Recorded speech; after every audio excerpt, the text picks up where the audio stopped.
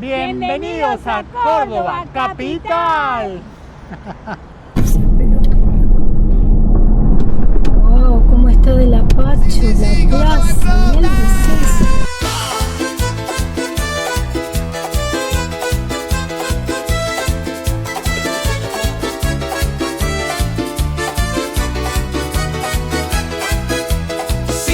Sí, Córdoba explota, ritmo feroz, la pista se nota, noche cuartetera, baila la joda, mueve tu cuerpo que la fiesta es loca, la noche enamora, ritmo feroz, Fernet en la mano, la pista y voz, salta que salta, se siente el calor, la mona suena y se arma el quilombo.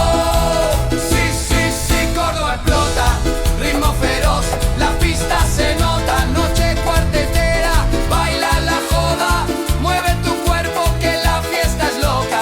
Sí, Córdoba explota, ritmo feroz, la pista se nota, noche cuartetera, baila la joda, mueve tu cuerpo que la fiesta es loca.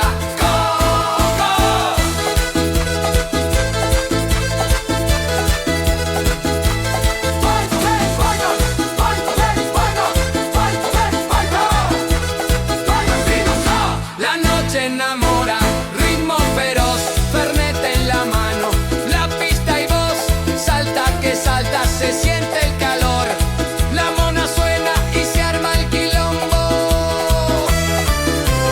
Sí, Córdoba explota, ritmo feroz, la pista se nota, noche cuartetera, baila la joda, mueve tu cuerpo que la fiesta es loca.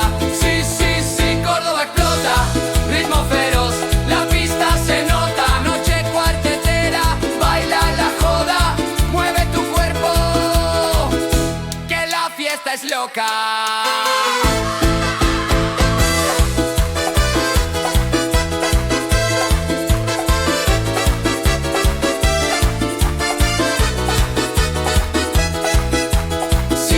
Sí, Córdoba explota, ritmo feroz, la pista se nota, noche cuartetera, baila la joda, mueve tu cuerpo que la fiesta es loca. Sí, Córdoba explota, ritmo feroz, la pista se nota, noche cuartetera, baila la joda, mueve tu cuerpo que la fiesta es loca. Máster acá, Sergio Janet, en este caso para hablar de temas que no habla tanto la gente. Ustedes saben que nosotros estamos en una Amarok que tiene un camper arriba y que mide 2,95. 2,95. Cada vez que llegamos a una gran ciudad, en este caso estamos yendo para Rosario, tenemos que tener en cuenta la altura, ¿no? La altura nos complica por el tema del estacionamiento. Nosotros no somos partidarios de dejar el camper en la calle, porque si lo dejamos el camper en la calle lo exponemos, así que tratamos de no dejarlo, ¿no? En lo posible. La idea es no dejarlo en la calle por las ciudades, muy peligroso con el tema de los robos. En las grandes ciudades, capaz que en los lugares más tranquilos, más calmos, ahí no tenemos problema, pero en las grandes ciudades estamos muy expuestos a cualquier golpe que le den y entren. Igual las ventanas, nosotros le hemos puesto la protección de nanocerámico para los golpes, ¿no? O sea, tiene una buena protección. Igual no dejamos nada a la vista, pero bueno. Claro. Lo que nos preocupa es el camper arriba, que le pegás si quieren entrar, se le hace más fácil y es muy llamativo el camper. Tiene muchas letras, tiene muchas ventanas. Entonces hasta que nosotros recién estamos empezando, hasta que nosotros no nos acostumbremos, buscamos generalmente un estacionamiento.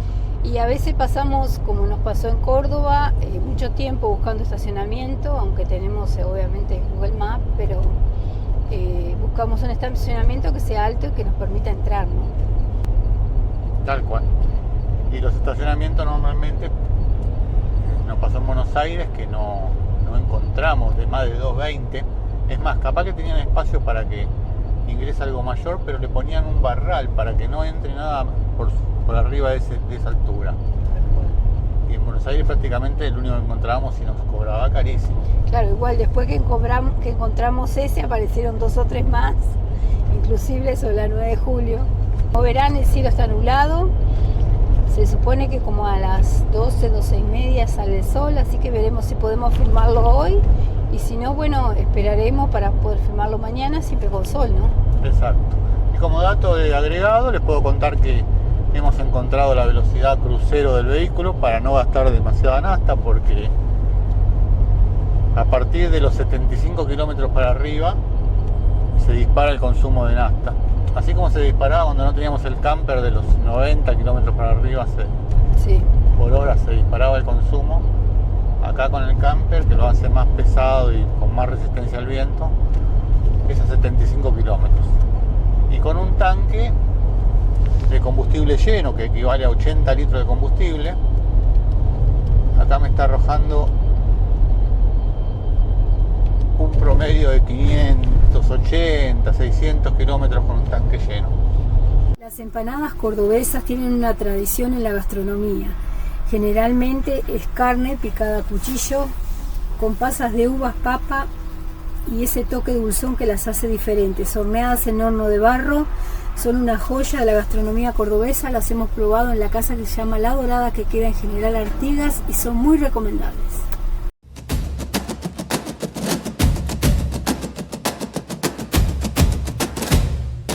Por las sierras va mi corazón, cruza lagos, busca inspiración, camino de piedra y... Tuvimos la oportunidad de degustar los exquisitos alfajores cordobeses. Llevan un glaseado por encima, como se aprecia en la foto, y también pueden ser de fruta hasta membrillo. Realmente muy recomendables, muy deliciosos y sobre todo caseros, con una masa aireada y seca.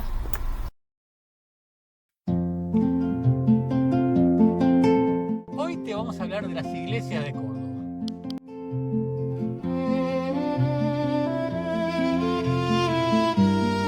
La cantidad de iglesias en Córdoba, desde su fundación en 1573, fue clave para el virreinato del Río de la Plata.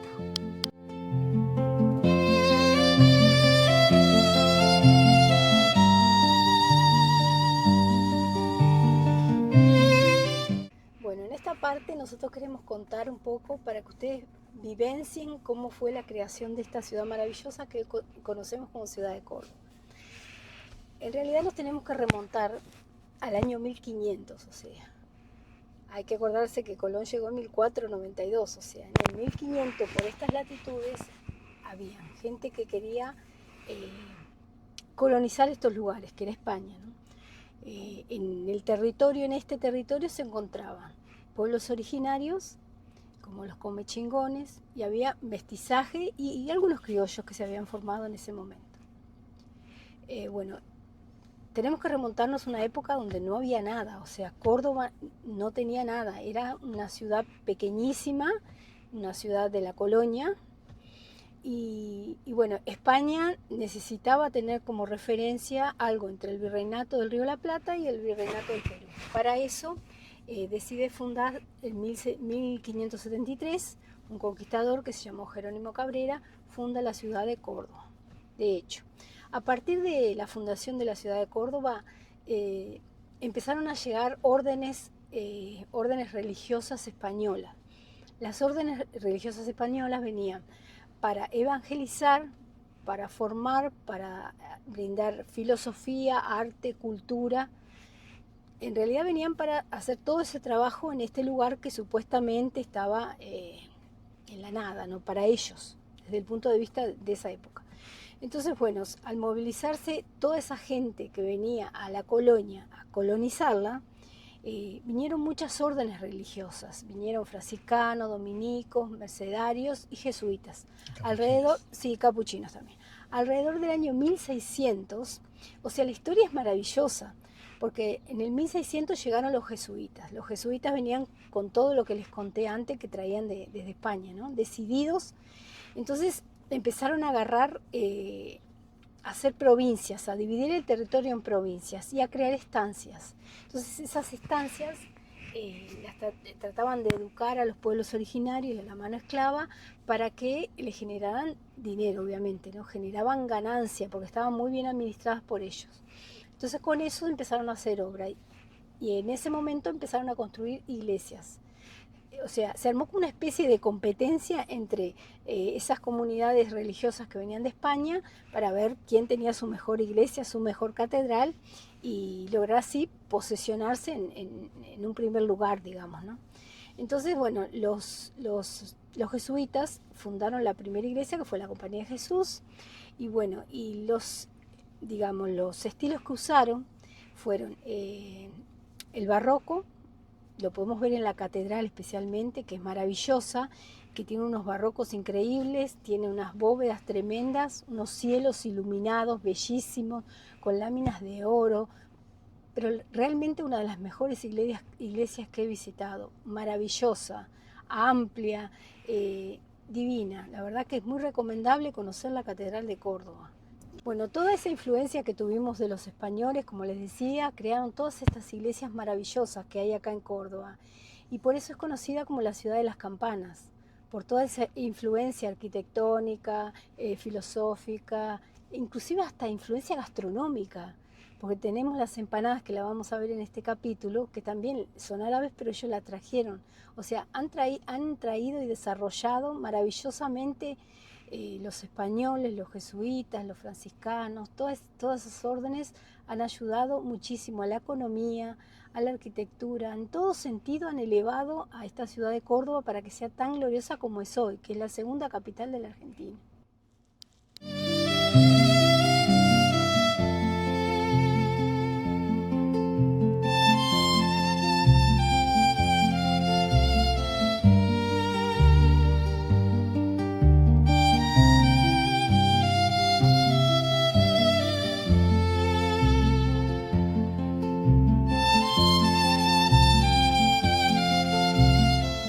La primera iglesia fue fundada en 1670, que fue la Compañía de Jesús, y en 1700 se fundó la Catedral de Córdoba.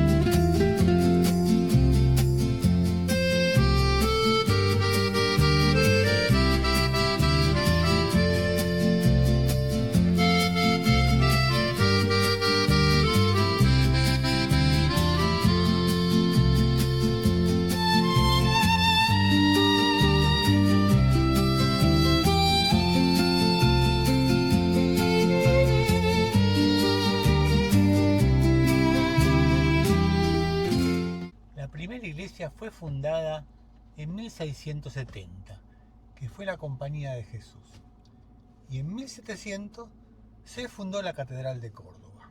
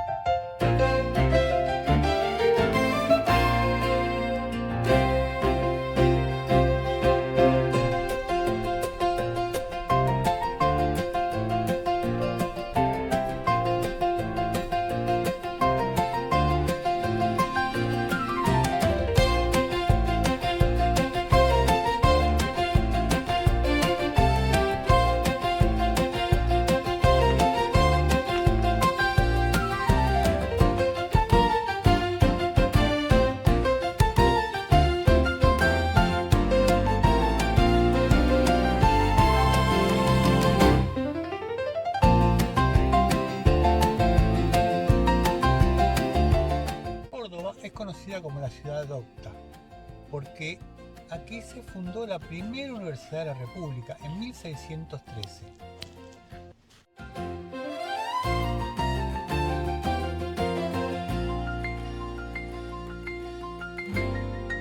¿Por qué se conoce a Córdoba como la ciudad docta? Porque acá en 1613 se fundó la primera universidad de la República y una de las más antiguas de Latinoamérica. Y hoy día es la ciudad universitaria por excelencia de la Argentina, siendo que tiene la mayor cantidad de universidades de toda la República.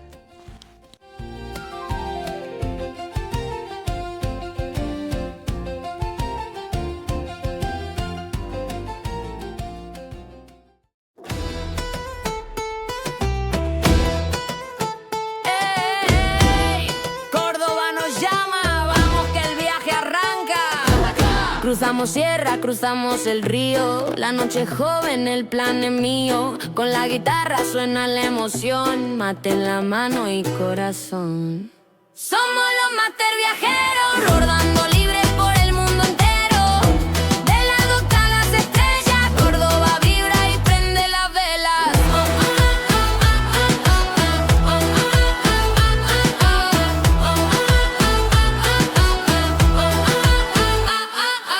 Plaza San Martín, risas y canción. La gente baila con nuestro flow. Camino al dique, suena el tambor. La costanera se llena de color. Somos los Mater viajeros, rodando libres por el mundo entero. De la docta a las estrellas, Córdoba vibra y prende las velas.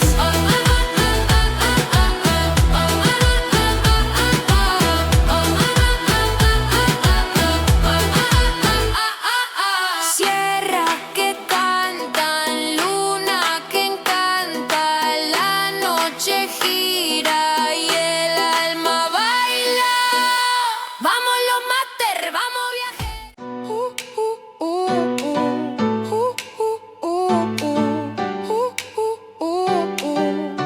Mística la gracia. Alta Gracia tiene historia, piedra antigua en su memoria. El reloj que marca el tiempo guarda el eco del silencio. Gracia, mística y celestial, templo de fe, culto ancestral, espiritual, etéreo lugar. La ciudad nos vuelve a llamar. La ciudad nos vuelve a llamar. La ciudad nos vuelve a llamar. Sus campanas son plegaria, el camino se hace magia. Bajo el cielo tan sagrado hay un alma que ha quedado. Gracia, mística y celestial, templo de fe, culto ancestral, espiritual, etéreo lugar. Territorios, cuando empieza el tema de la colonia, Sí. estaba habitado por los pueblos originarios, ¿no? Lo que los españoles fue también llamando el comechino. Claro. Cuando se funda la ciudad de Córdoba, actualmente ciudad de Córdoba, en ese momento no se llamaba así, antes estaba ya Santiago del Estero. ¿En que qué año hablas? Perdóname, más o menos. 1500. En ese periodo de tiempo hay un señor que se llama Juan Nieto, que contribuye, ayuda a Jerónimo de Cabrera a fundarlo. Entonces, le dijo, bueno, te voy a dar algo acá. Y lo que le dio es una merced de tierras. La merced de tierras es un documento legal de la legalidad de la corona, en donde se asigna un territorio a un propietario. En ese momento, todo el territorio siempre es propiedad del rey, pero él le cede la concesión, el usufructo y demás a ciertas personas, Como un derecho posesorio, veía. algo así, porque él seguía siendo el dueño, Claro. ¿no? De los territorios siempre fue el dueño. Sí, sí. En esa merced de tierra, en ese instrumento es que hoy podemos llamar un documento legal de expropiación. Se le Claro. expropiaba territorio a personas para dárselo a otras personas. Las personas eran pueblo originario, y los pueblos originarios en ese momento no tenían derecho porque los derechos vienen de la corona. Entonces estoy conquistando un territorio, este territorio. Para entregar la merced de tierra era requisito que ese territorio no tuviera leyes. Desde ese lugar es donde se ha gestionado en varias oportunidades en los periodos coloniales, bueno, las luchas, los exterminios. Una cosa es lo que se declara el documento legal. Entonces, Juan Nieto recibe este territorio, y este territorio, para que tengan una idea, comenzaba cuando termina el actual ejido de la ciudad de Córdoba y subía y cruzaba las altas cumbres hasta el Hondo Clave, ¿no? Un campito bien chiquitito para que Juan Nieto pudiera tener sus papeles. Él construye una pequeña casa acá. Después de él no vivía acá, vivía en Córdoba, tiene como su casa acá. Él tiene una esposa, que creo que se llamaba Estefanía, y tiene una hija, el señor se nos muere, y es algo particular de estas dos mujeres, porque en la colonia las mujeres no podían ser propietarias. Siempre debía ser propietario un varón, pero a estas dos mujeres se les dejó la propiedad de familia. Entonces está la señora, viuda, y está la hija. ¿Por qué motivo? ¿Sabes? Sucedió, no conozco por qué razón, pero sí está el registro y es una excepción a la regla. Las mujeres en el periodo colonial no tenían derecho ni a estudiar, ni a tener propiedad, y si alguna mujer en el periodo colonial quería instruirse, tenía que meterse dentro de los monasterios de las monjas. Claro, claro. Entonces, ahí tenemos a Juan, a Juan Inés La Cruz, y todo ese tipo de monjas que han sido hiper emblemáticas, pero lograron instruirse, letrarse y demás dentro de lo que es una orden religiosa. La mujer por sí sola y a grandes rasgos eran personas que no podían acceder a la educación salvo las de alta alcurnia y en estos términos.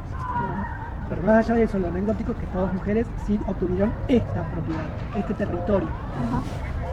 Entonces, la pequeña niña, que tenía alrededor de 13 años, se casa con otro señor, que no recuerdo el nombre, pero tenía más de 60 años, le entrega toda la propiedad que ella tenía a este nuevo marido, en concepto de dote, que se supone que es el hombre que mantiene a la mujer y a la descendencia. Todo esto, ese 50%, pasa a manos de este señor. Como la pequeña niña, que yo la llamo en esos términos para enfatizar, que es lo que nosotros estamos nombrando ahora, una niña de 13 a 14 años, fallece sin haber procreado, y uso estos términos para que se entienda fuertemente lo que estoy diciendo, no logró procrear, esa dote ya no le pertenece más a este señor y la tiene que devolver, y se la devuelve a la madre de tipo y calidad de vida menor. Ahí es donde entra a jugar lo que se dice en la mujer. Ahí es cuando vienen y deciden reconstruir las edificaciones.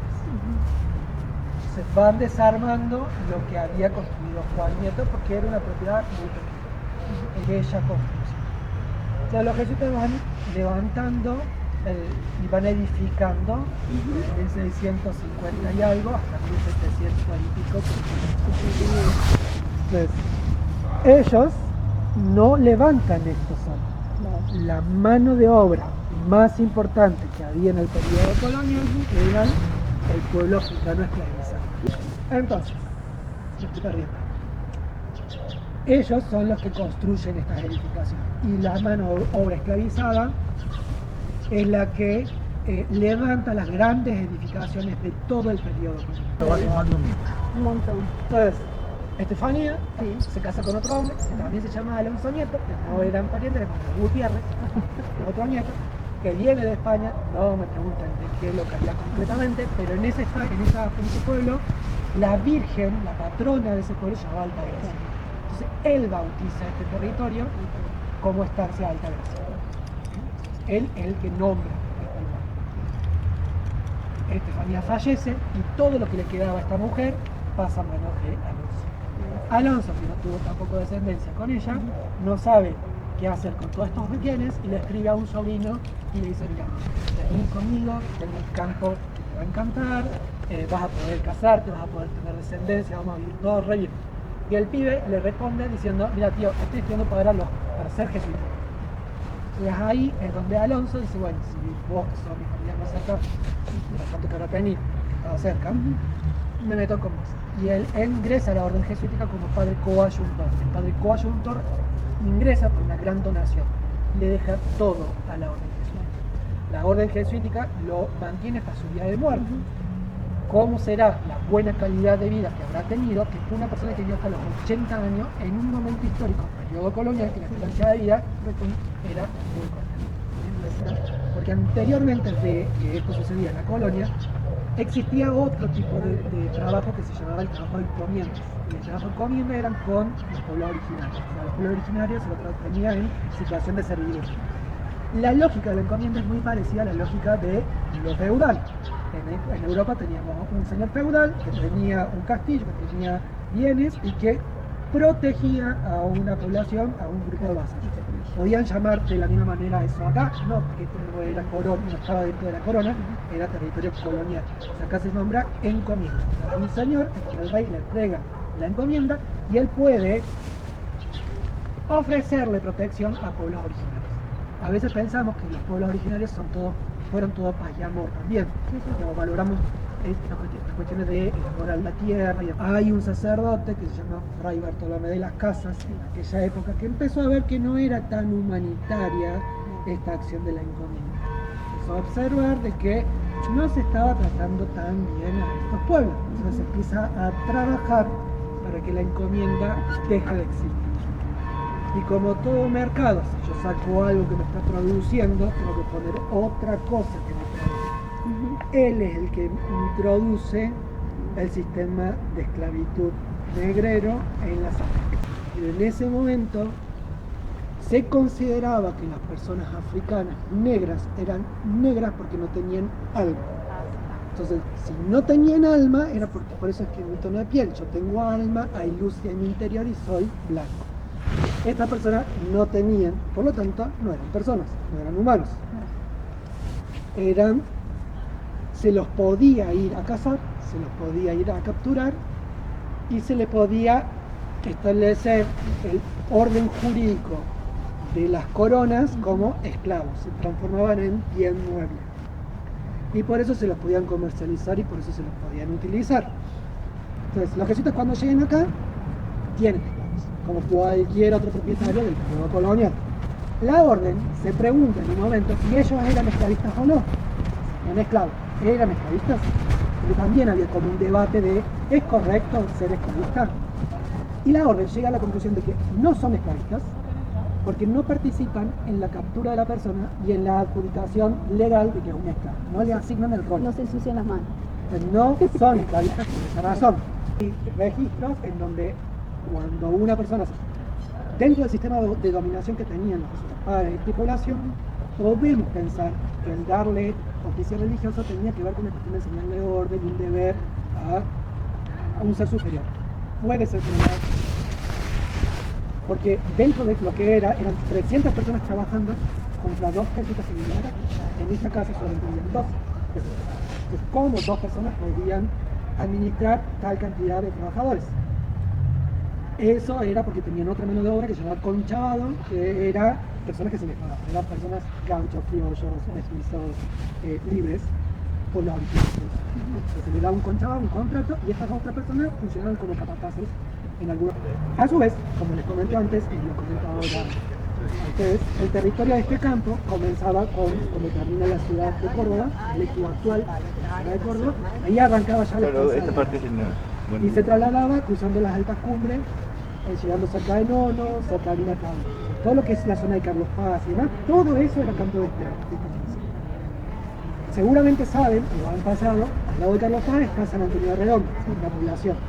Esa población antes era una posta de esclavos. Y los jesuitas tenían otro tipo de postas más en todo este territorio. La conformación económica principal que tenía este campo, había 6 campos, acá se producía ganado mular. Entonces esa producción de ganado mular tenían la cría acá y después la levantaban hacia las altas cumbres para que se endurezcan los cascos y después la llevaban hacia el alto punto. Entonces otras personas tenían otra distribución, los jesuitas tenían provincias. y la provincia que formaba parte de esta estancia comienza toda esta zona y se iba hacia el norte, que agarraba todo lo que es Misiones, Brasil, algo de Paraguay, por eso están todas las zonas de las regiones guaraníes, pero todo eso formaba parte de lo que se tenía. Trabajos de evangelizadores, de educadores con los pueblos originarios y demás, también tenían unidades. Esta era una de las tantas provincias que tenía el imperio americano. Las coronas, o mejor dicho, algún burgués o algún noble notorio en aquella época, va a decir, ¿qué cosas, cuántas cosas están teniendo estos jesuitas? ¿Qué problemática? ¿Qué poder empezó a hacer lo que yo llamo el lobby? No quiere decir que haya existido lobby en aquella época. Yo hablo en términos actuales, o tejen o entonces, empiezan a hacer un lobby, primero con el corona. Mirá no vas allá. Mirá cuánta influencia política están teniendo, de cuánto poder económico están teniendo, de cuánto están haciendo. Entonces los reyes también empezaron a hacer lo mismo con el Vaticano. Mirá lo que está sucediendo en el Vaticano. Todo ese proceso concluye cuando el Vaticano le dice, ya no soy más. Como cuando a los diputados y senadores le sacan el cuero para poder hacer justicia. Entonces dijeron, bueno, ya no son más órdenes religiosas, yo soy como rey dueño del territorio, aunque le haya dado concesión por estas tierras, se me van de acá. Y ahí en 1765, 69, empieza la expulsión de los jesuitas. Pero no solamente se las cosas, todo el territorio de todas las provincias, el rey de Portugal hace lo mismo, o sea, hay una expulsión masiva de la orden. Y toda esa riqueza, todas esas empresas, todo. Hecho eso, el rey podía administrar todo esto, porque el rey estaba allá. Entonces, en algunos departamentos va generando lo que se llama Junta de Temporalidad, que es una comisión de un grupo de vecinos notables en donde tienen que administrar los bienes del rey. ¿Administrar en qué sentido? Y hacer que estas cosas prosperen. Un administrador busca que prosperen. Sin embargo, en los inventarios y en los informes dice que cada vez está todo peor, que la suma se comienza a olvidar, que ya no, así que no se les quisiera lo mismo. Entonces termina decidiendo, bueno, él termina diciendo que empiecen las ventas. Entonces hay una sucesión de compra, venta. Algunas jamás se terminan de pagar, pero van cambiando de mano, otro patrón más. Tener mi vida, mi descendencia, mi familia. Se generó acuerdo y la intención de Liniers era irse a Mendoza y ahí tener un dinero. Y cuando pasa por Córdoba, que va amigo de Perú y de otros más, le dicen que te vienen un paso, una casa que va a encantar, aunque está venida abajo, pero yo sé que vos la vas a poder resolver.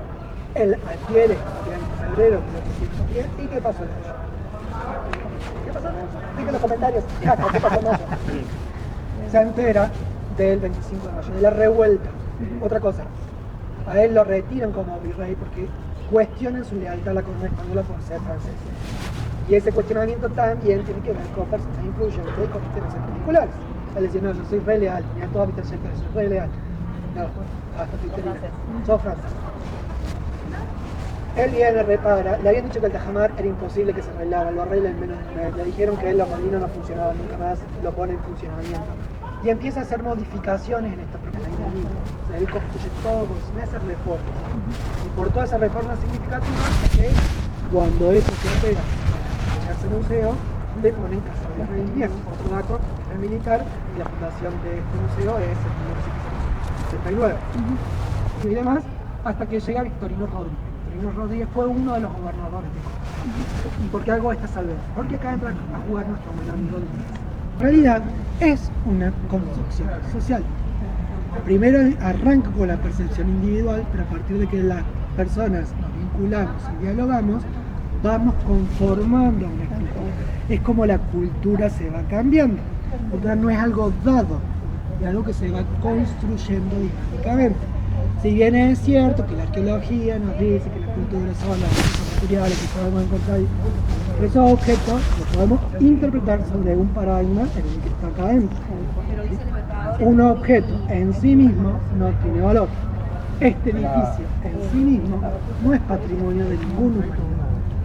Es patrimonio de la humanidad, o mundial, mejor dicho, que es el concepto de patrimonio mundial, porque hubo un reconocimiento de que acá hubo más de una cultura en donde se fusionaron más de un sistema, por lo tanto la humanidad no debe perderlo. Culto ancestral, espiritual, etéreo lugar, la ciudad nos vuelve a llamar.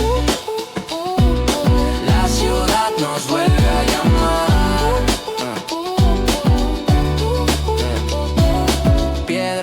frío, calma y viento, alta gracia, sentimiento, mística que nunca muere, llama que en el alma hiere, gracia, mística y celestial.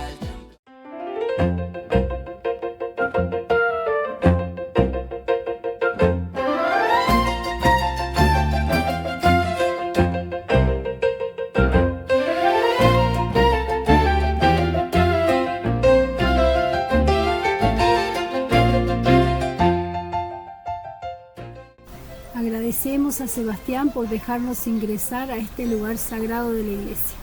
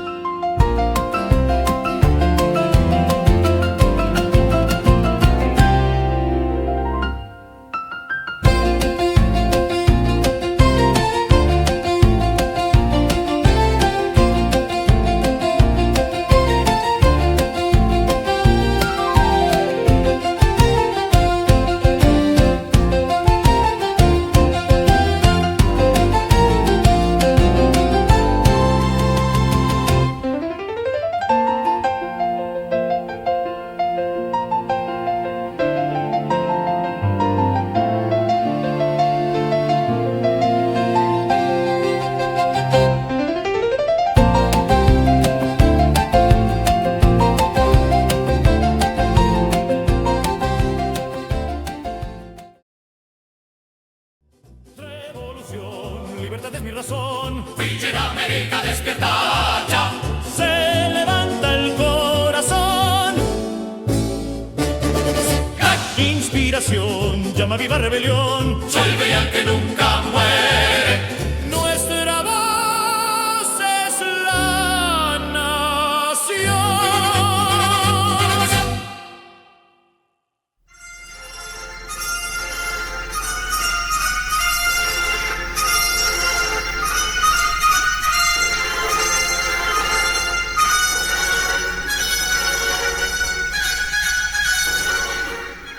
Manuel de Falla fue un músico y compositor español nacido en Cádiz en el año 1876. La razón por la que termina viviendo en Altagracia es porque estaba enfermo de tuberculosis.